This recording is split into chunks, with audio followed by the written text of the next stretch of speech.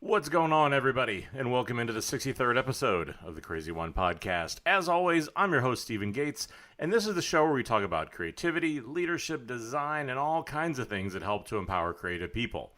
Now, be sure to subscribe to the show so you get the latest episodes whenever they come out, and when you're there, take just a couple minutes and leave a review to let everybody know what you think about the show. Today, we are going to talk about a subject that I have gotten a ton of requests for. And you know what? I even recently did a poll on Twitter to talk about what my next show should be, and this is the topic that won. So today, we're going to talk about how the hell do you work with data alongside the creative process. And I think the reason why I get so many questions about this, because it is a really interesting and often really difficult time to be creative. Because we've got more data that influences and affects what we do than ever before. Because on the one hand, that data gives us the ability to get insights that can make our work incredibly effective and have such a bigger impact than it ever did before. But on the other hand, it's also extremely easy for that data to kill a team's creativity. And what I always describe this as is that companies will go, I call it data blind. And what that means is that they lose the ability to think for themselves. Because what they do, and all they do, is trust the data and trust what consumers tell them.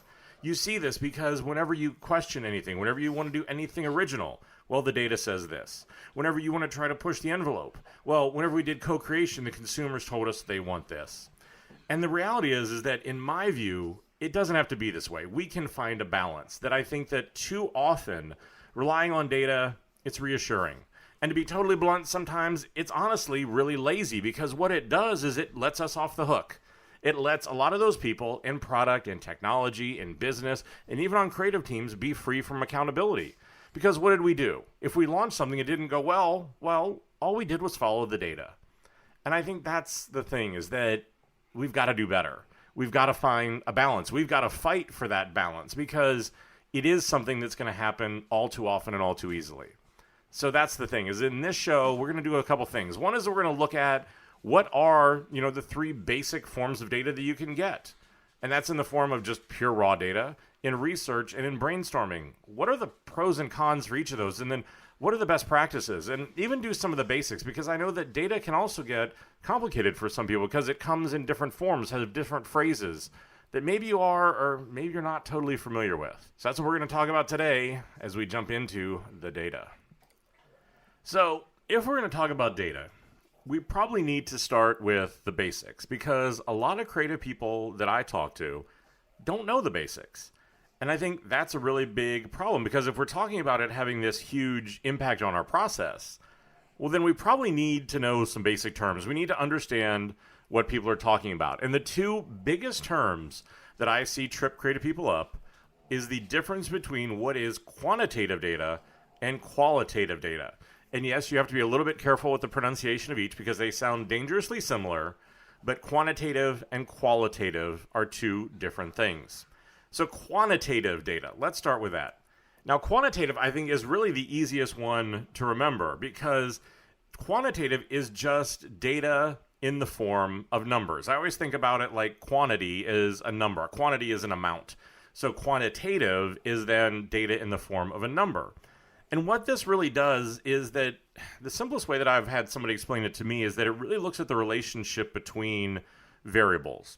And an example of that would be, let's say that, you want to see what sort of effect advertising has. So you're going to have two different rooms where people are going to be doing things. In one room, you'd put a poster that would ask them to do something, advertise something, some sort of a message. In the other room, there wouldn't be a poster. And honestly, all that you're going to do is to watch the behavior in both places and see how does the behavior change. What's the actual effect that advertising, that poster, that message had on people? And it really is just looking at how do you use a hypothesis and then let the numbers back that up. So that's quantitative data. Qualitative data is then data in the form of words. So it really is the opposite in so many ways. And that really looks at, how do we explore the meaning of people's experiences? And what you see in a lot of cases with qualitative data is that it is descriptive. It is something that describes what people's views are. It describes them exploring something, and that it really is something that's much more open to interpretation, because it's not, we put X number of people in a room and X number of things happened. No, see, with qualitative, it's a little bit softer. It's a little bit more open to interpretation because it's more based in words. But so that's going to be the thing, is whenever you're going in and you're working with data, understand which one are you dealing with. Are you dealing with quantitative and hard actual numbers? Or are you dealing with qualitative, which is going to be more descriptive? But from there, let's start to actually then talk about how do you work with this data and do it alongside a creative process. Because the reality is, for me, data by itself is an inert raw material. Data is simply an input. It should be an influence. It should be something that grounds you into what it is you're doing. Because really, as we think about like a methodology like design thinking, it's grounded in research. That's the very first phase of design thinking. Now, and when we talk about data, I think in a lot of ways it gets vilified by too many people, because I have always used it for my work, and I always think it can be tremendously impactful. So when you think about what are the pros of data, what makes it really good, is that, you know, in this case, it's one source of truth that shows real results and real behaviors.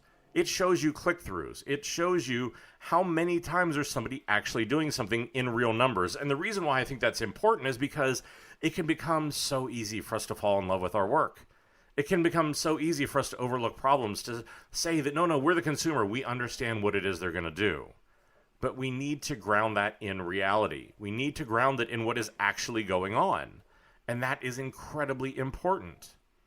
And I think that this is the other real big pro for this, is that so many designers just need that real connection back to reality. They need to understand how their experience is being used and how is it actually performing. Because creativity is more complicated. What we do is more complicated. It has to answer for more. I've talked about this in the past. Well, this is how we can prove it. And data in this form can become a wildly, wildly powerful thing if we use it correctly. Because if you want to talk about how the experiences that you're creating, why your team needs to be bigger, why consumers are flocking to your brand, why you need more funding and headcount as a result of that, data is a fantastic place to start, because that's what so much of this is it's us speaking the language of the businesses that we work alongside of. And we've said this before, this is where we get into trouble. This is where we get lost in translation, because we don't want to speak this language. We don't want to lean into this, because what we're afraid of is the opposite, and we're too caught up in the fear. What we're afraid of is it's going to show that it actually didn't perform well. What we're afraid of is that it's going to show that maybe we aren't as smart as we think we are.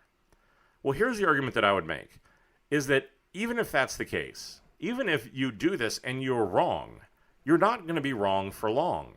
Because what you're going to do is you're going to take that data, you're going to learn from it, your work is going to get better, you're going to get better insights, it's going to get stronger. But what it's going to take is the vulnerability, the confidence, the openness to be able to let that data in and to see how is your work actually performing, instead of just sticking your head in the sand and assuming that everything's great. But there are cons to this side as well. Because as we all know, the problem is, and the reason why you have to be aware of what are the different types of data and how is it being used, is that numbers can be manipulated to tell whatever story you want. This is the difficult part about this. It's the same way that in the creative process, if you want to, if you come in with a set idea, you can manipulate a creative process, you can manipulate design thinking to get the outcome that you want. Data is no different. Because what you can do is that you can say, I want to prove this. Now let me go find the data that proves this. Just like with the creative process, is just like with data. You have to make sure that everyone is being open and unbiased to look at the numbers as they actually are, not spinning them or slanting them so that they give you the outcome that you want, or that your product people want, or technology wants, or the business wants, or whoever it is wants, because you can do that. The same way, if we want to, we can lead our creative process to get the outcome that we want. And I said this before, but the biggest con that I've seen in data, the biggest frustration in my career on data has been whenever you watch people, companies, go data blind. They follow that data without question, and I say time and time again, it is a huge, huge mistake. It is not a mistake in the fact that you aren't doing something that probably isn't right. Because yes, if you follow the data, what it does is it lets you react to what is actually going on. The mistake in going data blind is whenever it becomes all-consuming, when it is the only input and it's the only thing that decides the output of your work. That's the place where we go data blind, because at that point, now all we're doing is we're making incremental changes to our business as usual product. We're never going to find a leap. We're never going to find a big way forward, because we're just going to keep making incremental change. And all we're going to keep doing is just doing what the numbers tell us. And then pretty soon, what's going to happen is there's going to be some big meeting. And some executive is going to be really frustrated to want to know why there's no competitive differentiation between our experience and somebody else's, between our brand and somebody else's. Why are we making all these small incremental changes? Where are the big leaps? Where are those sort of things? And that's the problem, is we've gone data blind. And I said before, I understand why it happens. It's safe, especially in this time whenever so much is at stake. It's easy to go back and say, well, the data told us so. We have to answer for more. We have to risk more. We have to push the organizations for more. And then honestly, if there are organizations that can't get over that, then we need to go find and work for different organizations who can get over that. Because they're going to inherently just wallow in mediocrity. It's going to be mediocrity that's going to be supported by data, and everybody's going to throw a parade because we can see how wonderful and how supported our mediocrity is, but it's mediocrity nonetheless. And that's really the problem. So how the hell should you do this? What should you do? How should you think about working with data? How should you think about getting these two things to work together? And the thing that I start with is what I've said so far a few times. Data is just one dimension that you need to work with on any given project. It is an input. It is a reality. It's a grounding. But this is the thing, is that you should start with the needs and the insights of people rather than leading with the data. Because for me, it is that qualitative and quantitative that, yes, look at the logs from your website, look at the logs from your app, look at research studies, look at a lot of those things, but also go out and look at people. Find insights, find unmet needs. That's what you should be grounding this in. That's what we need to do, is to make sure that it's just one of those dimensions. And you can gain insight through the combination of qualitative design research and exploratory data analysis. And the thing is that that can then validate the data results, or what you think is the underlying behavior, with research on real people. Put hypotheses together. Go and look at the data and think, well, you know what, this could mean a couple different things. Let's go actually talk to real people and validate it. Don't go data blind and just take the numbers at face value, because that can be misleading. This hybrid approach can radically change your experience, can radically change your creativity for the better, and be a true differentiator. Because like I said, most of the problems that I see right now with teams fall on both parties that are involved. The design team, the creative team, we need to evolve. We need to understand that this is a part of business, that business defines our success, that we cannot stick our head in the sand and simply think that this isn't going to be a factor for us. I can guarantee you that it absolutely is. The problem is, whenever you stick your head in the sand, whenever you don't engage, that data is going to define your work. It's going to box it in, it's going to put it in a corner, and it's going to pave that road to mediocrity. Now, on the other hand, we also have to then work with the business people, the tech people, the product people, because what we need to do is to make sure that they're also open-minded enough that they aren't falling back into that safety net of just saying, well, the data said so. So both sides have work to do. This is not a case in any of these big issues that we're dealing with where one side is right and one side is wrong. Sorry, people, it's not that simple. Both of us have to step up and be accountable for being part of the solution. And so I think that is the start of just that. And now that's just dealing with the raw data of things. That's just dealing with the raw output. Now, whenever we talk about research is something that I define as the methods and practices you use to talk with real people, real consumers, real customers, real whatever it is in your process. I think that this is highly effective, but it is incredibly misunderstood and incredibly underused as a tool for creativity. Because the pros here are that research puts consumers at the center of your work. We've talked about this in the past. Creativity, design, these are highly, highly debatable things. that are open to interpretation. My opinion versus your opinion.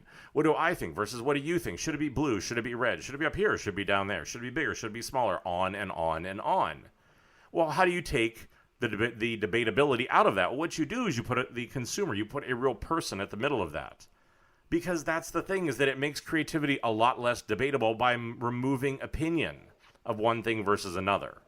And so this way, it allows you to put a source of truth into the process. It allows you to be able to go out, to explore, to understand the edges of where ideas should be. It lets you go out to understand what are the things that you really should be looking at and to ground it back to real people.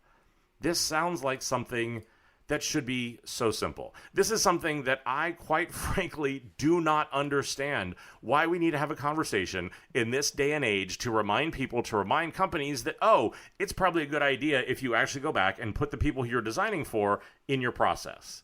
I don't know when we became so self-absorbed that that became something that we need to teach. This is why we're seeing this resurgence in design thinking. We're seeing it because we seem to have forgotten that this is important. But this is the same part as it, and I've talked about this in other shows, where whenever you look at research, it is not just doing research to launch a product. You should be thinking about this in 4 distinct ways. Because most people, what they do is they go through, they get a brief. They look at the data. They come up with a bunch of how might we statements. They do a brainstorm. They come up with a bunch of ideas. They do some rough comps. They do some high fidelity comps. They show those to executives. Everyone gets very excited. Comps are pinned up on walls. Technology is shown. They start to build it. And then we think, oh yeah, well, right before we launch this, let's show this to some actual people. That is the completely butt-backwards way of doing research. What you need to do is to embrace research around the concept of build to think. Build to think means that as soon as I have a rough idea, I'm going to start doing concept testing. Because what I want to do is to understand the boundaries, the patterns, the unique pain points, the edges of my idea. How far can I push this before I'm going to go past what a consumer will accept? How am I sure that I'm actually solving the problem that they asked me to solve? But that's the part, is that right in the very, very beginning, we start doing research. And we do it the entire way through the process. Because out of that initial build to think, then we go into rapid prototyping. This is where we want to build to learn. We want to start testing initial hypotheses. Then we want to figure out how do we build to communicate, more live prototyping of examining how does this product fit into the market. And then finally, we want to do that alpha and beta testing. This is that build to launch model where we want to validate it at scale, where we want to look at the final high fidelity work to make sure that that actually is something that consumers can work with. This is more doing usability testing, as opposed to the beginning when we're doing concept testing. But all of this is research. All of this is part of the creative process. These two things should be inextricably linked. Yet somehow all that we do is either we do a focus group, we sit behind a one-way mirror and have people basically look like they're auditioning for a TV commercial telling us how wonderful we are, or we do it at the very end. And by doing it at the very end, we're skipping all these other steps. And the problem is, whenever we're not doing research throughout the creative process, we all know what happens.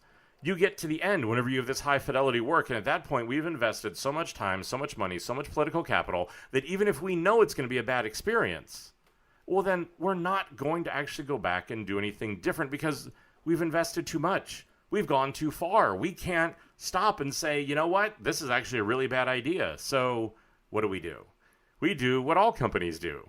You launch a bad experience, and then you set about the really, really hard work of rationalizing mediocrity. And I think that is the biggest problem, is because we're putting ourselves in this place where we're not doing good work. We know that we're not. Everybody knows what's about to launch is not a great product. And yet we write the press release. We send out the internal memos. We have the launch party. We all stand around and celebrate this thing that we know is just not going to have any kind of damn impact on anybody. So that's the problem.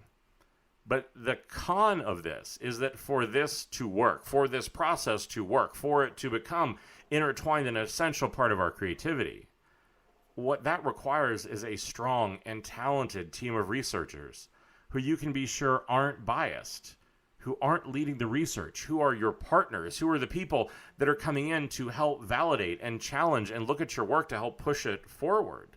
And that if they find something that can be better, understand that they're coming back because they're seeing that as a real result.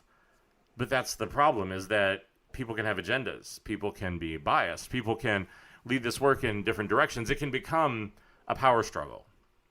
because that is also the inherent case, is that with most design teams, they fall into one of three camps. They are design-led, they are research or strategy-led, or they're account-led. If you look at different agencies, you look at design groups, they will generally fall into one of those three sort of power structures. The problem is whenever everyone's equal, you have to have people that are truly talented, who are truly selfless. Because if not, it breaks out into this just degenerating, debilitating power struggle where everyone is trying to roll for credit. It's trying to figure out who is the one who is responsible, and instead of just understanding that everyone has a role to play, everyone owns the idea, everyone just owns different artifacts of that process. So for me, the best practices whenever we talk about research is that creativity can be highly subjective. So use research to help ground that work, help settle any disputes with testing and with research on actual customers. Don't make it debatable. Don't have that 3-week debate about what color a button should be or where it should be or some other idiotic thing. And I know whenever I've given these examples, you've all thought of projects. You've all thought of people. You may have thought of somebody who you had a meeting with yesterday, or you know that you're going to have a meeting with today where you're going to have to go have that very same discussion. This is where research can help. And get a diverse group of people to test so you have multiple perspectives. Don't just go out and find people who you think are going to agree with you. Because here again, just like in the creative process, you can lead the witness. You can find people who are going to be more prone to think a particular way. And that's why, for me, whenever I do any sort of research, whenever I go out and look for insights, don't do what most people do. Don't go find the average person. You're not going to find any insights. You're not going to find the breakthroughs that you want. What you're going to find is a lot of sort of just muddy opinions and a lot of probably data that isn't going to be that compelling. What you want to do is to concentrate on the amateurs and concentrate on the professionals. They're going to generate the best insights. They're going to give you the best research. They're going to give you the best unmet needs. Because if you think about it, if I want to go talk to an amateur, the reason why I pick them out is because they've never done whatever it is that I've been designing before. So that whenever I watch them do it, I'm going to discover the basics. I'm going to see someone who is doing it for the first time. So I'm sure that I'm going to get fresh eyes. I'm sure I'm going to get a much clearer, much cleaner, much truer read on what do they really think about this experience. And then I want to go look for the professional. The professional, because these are people that do it all the time. They're the power users. They're the people that know all the shortcuts, that have done all the workarounds, that know all of the tips and tricks and all those things that are really, really going to pull your idea apart to see if it really, truly works or not. And they're also going to give you a lot of insights. You're going to watch to be able to see what those workarounds are, to see where are those other insights, where are those other things for you to go work on. But that's the thing, is to be able to go and find this. Don't just take the easy answer. Because again, all of creativity is subjective. This is why it's so hard, which means it can be manipulated, it can be guided, it can be pushed, it can be enhanced. But that's the thing, is that what you want to try to do is to embrace that concept of you want to break your ideas. Find people that are going to find the mistakes in them so that then your work can get better. Don't just find people that are going to validate and agree with you. Yes, it feels good. Yes, it's wonderful to be able to think that, okay, I did everything perfect, but it's not real. You're conning yourself and you're selling your work short. And ultimately, in the end, everybody's going to suffer for that.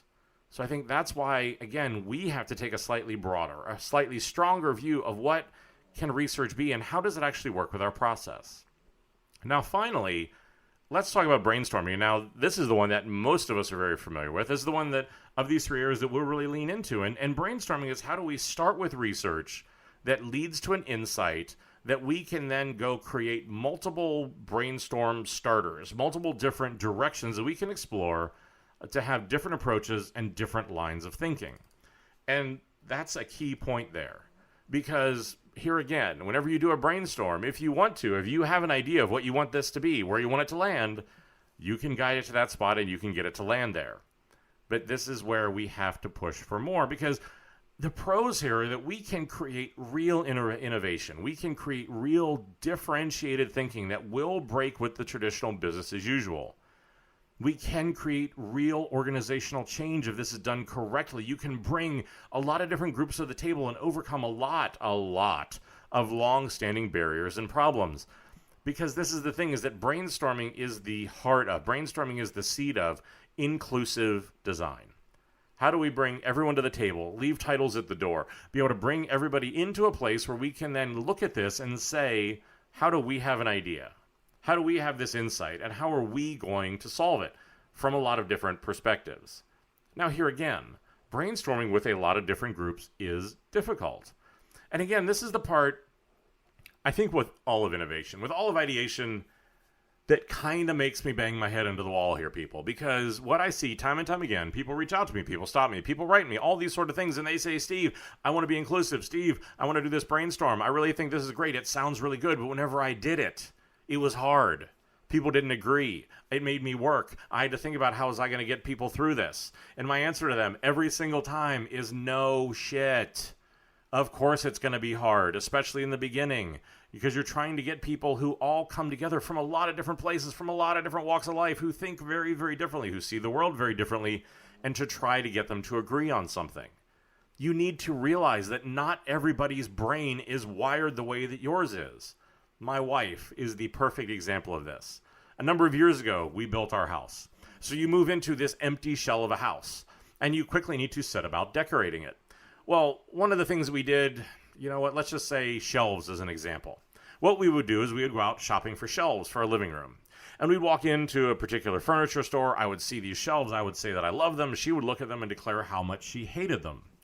So over the next series of months, I would slowly wear her down, talking on and on about how much I love those shelves. I really think they're perfect. And finally, she would agree just to shut my dumb ass up.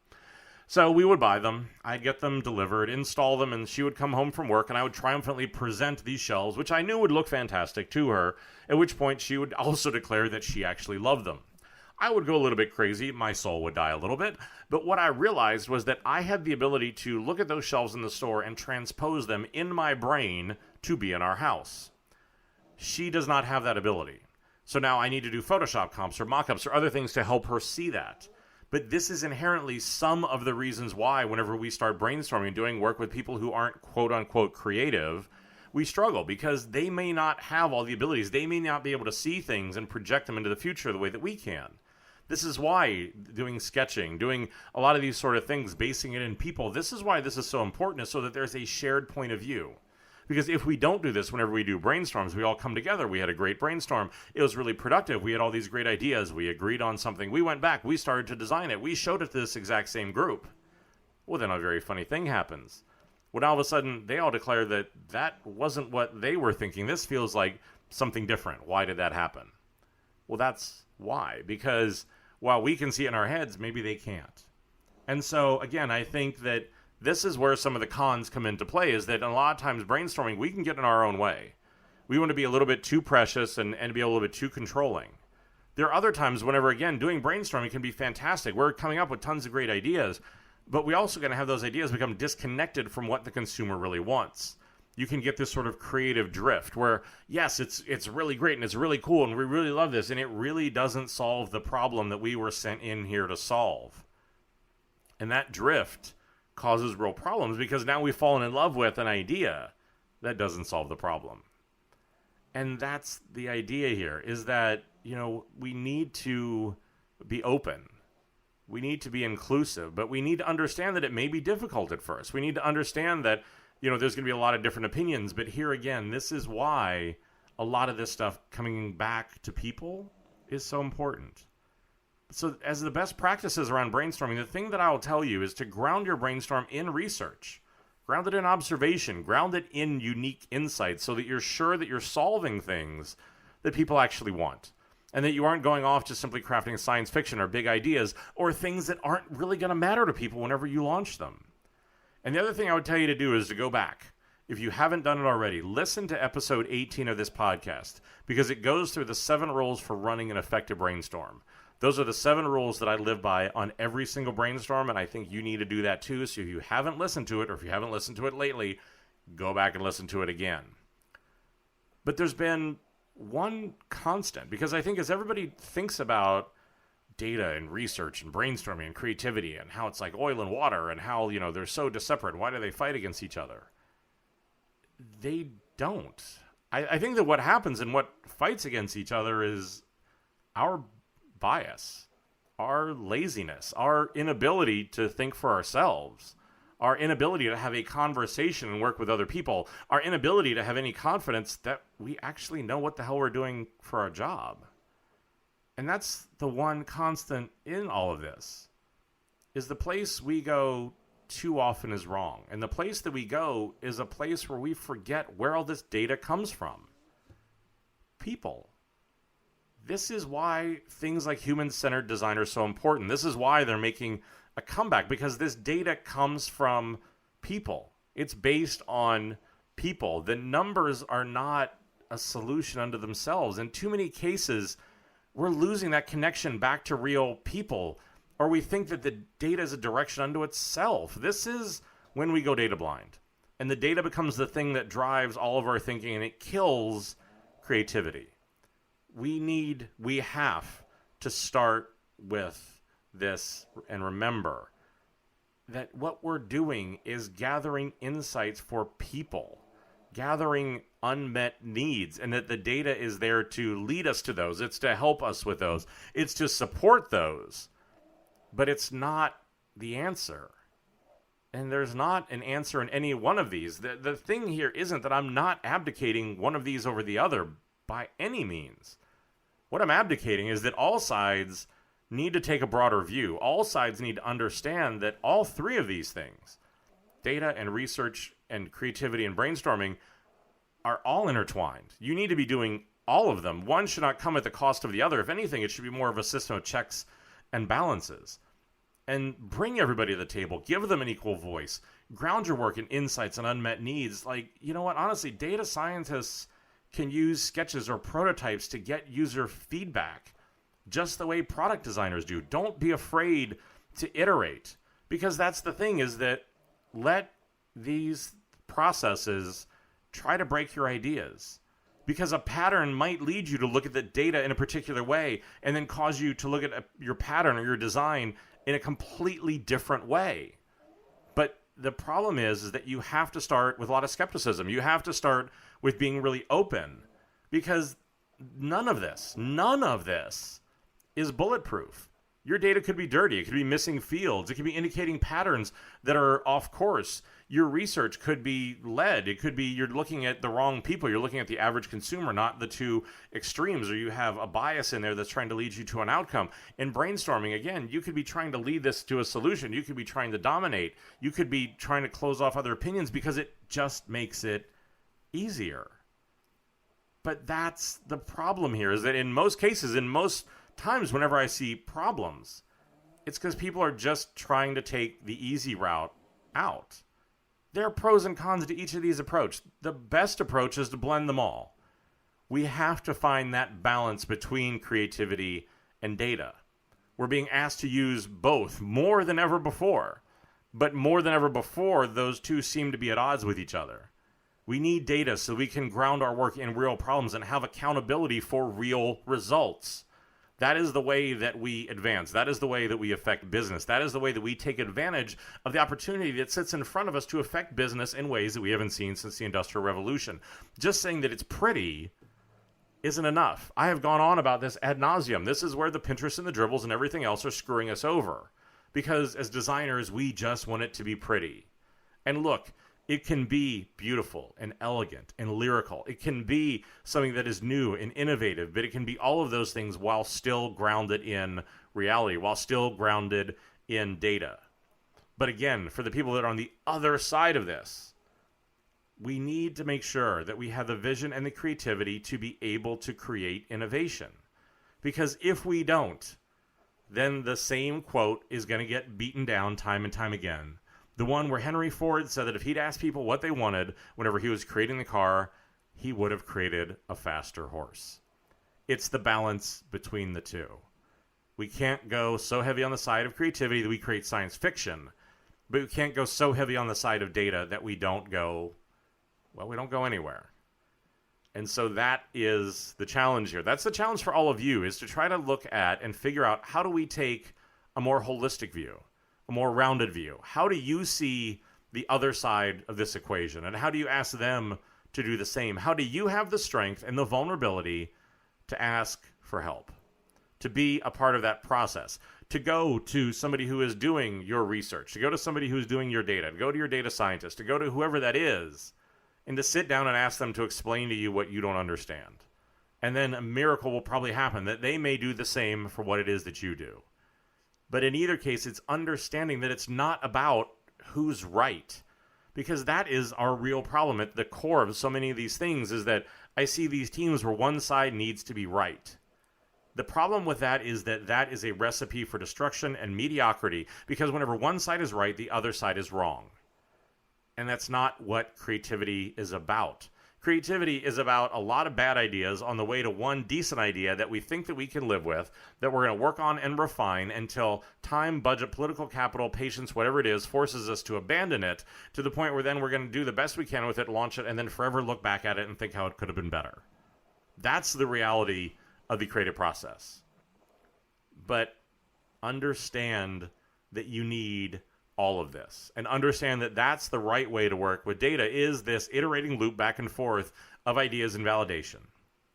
So that's what I want you to try to do. That's what I want you to go out and try to work on. If you have any questions, if you are really stuck, if you've got a personality that you really aren't sure how to work with on this, reach out to me. I'm always here to help. I try to answer back every email I get, every tweet, everything as quickly as I can. You can always be able to just head over to podcast.stephengates.com, so you can send me a question there. You can get the show notes. You can listen to other episodes, all that other stuff.